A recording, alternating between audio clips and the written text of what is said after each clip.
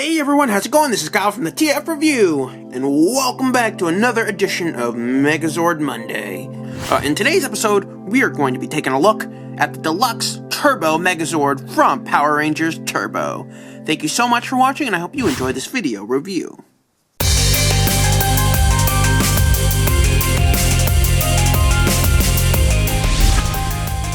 So here we have the Turbo Zords in their standalone vehicle modes. And as you can see, we have the Red Lightning Turbo Zord, the Mountain Blaster Turbo Zord, the Desert Thunder Turbo Zord over here, Dune Star Turbo Zord, and of course, the Wind Chaser Turbo Zord. Each one has their own little name, and each one is unique in their own little ways. Now, as a kid, this was always really one of my favorite Megazords. I remembered, I didn't own this Megazord, but it was actually my neighbor that owned this Megazord. I had the Season 3 Ninja Megazord, which is also one of my favorite Megazords, but I know we would always trade, and I would just love the heck out of this. I think this has one of the most playable individual Zord modes of any of the original 90s Megazords. They're just a lot of fun to zoom around and swish around and have like fake races, and I never understood why they never did anything quite like this, because I think this Megazord has a lot of charm to it. So, starting with Red Lightning, just taking a look at his little vehicle mode. He is the least realistic of any of these Zords. Definitely, he's got a super sleek, super crazy looking sports car mode, and he's definitely the smallest. And that is because he does eventually form the head. As for his vehicle mode, it's very simple. Whoever owned this before me, I did buy this secondhand, did a lot of panel lining with pen, which is, ugh. And I'm going to get rid of all that, in a later video. You guys will see it. He rolls really well, and what I love about these Turbo Zords is that their wheels, I don't know if you can see it, this one right here is DR400, and each size really realistically corresponds with the size of each wheel. This one right here, Power Wheel, BR800. Mountain Blaster has BR1000. Wind Chaser, BR500, and I believe this one is also 800. BR800, yeah. So that's a really cool detail that, unless you're looking for it, you'll probably never ever notice. And anyway, to transform him, essentially what he does is just folds up like that, and then now that's basically it. With Wind Chaser, you'll notice mine is in also pretty terrible shape. Again, I do plan on addressing the condition. It rolls really smoothly. It's kind of designed to look like a car that a girl would definitely drive. It rolls. You'll notice she does have some stickers back here, nice little details. Again, terrible condition. I will address this. And she transforms into the arms. Splits up like that. The hands fold out. And then the connection joints. Now, mine connection joints, it sounds like a German. They are a little bit loose, at least on this arm. This one's a little bit better. But it doesn't affect too much. They can still hold pretty good.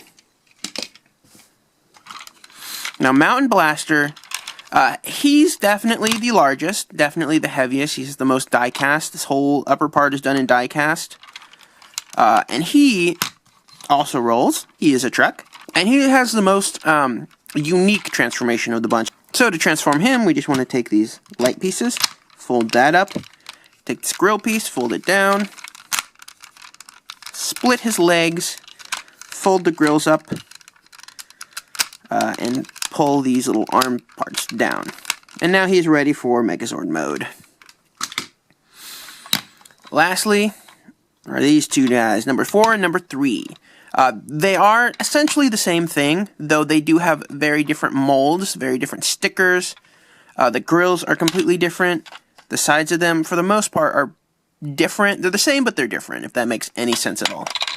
The backs also have different molded detail on them. But again, they both do the same thing. They both form the legs of the Turbo Megazord. And they do that by folding these little back parts up. And I noticed they also look a lot like Nissan Xterras. And Nissan Xterra at the time was like my favorite car. Anyway, they just fold up, and these fold down. Just like that. So now we've seen how each of them transform into their vehicle mode, I think it's time to shift into turbo!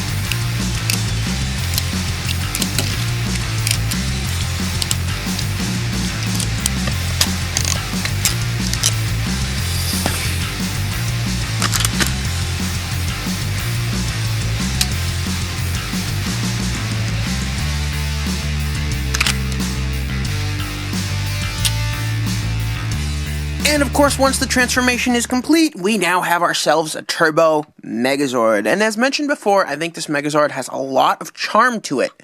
It's horribly out of proportion from the suit in the show. Now, he does come with the Turbo Megazord Saber. And the Saber is actually really cool detail. It has a lot of nice automotive details in the hilt.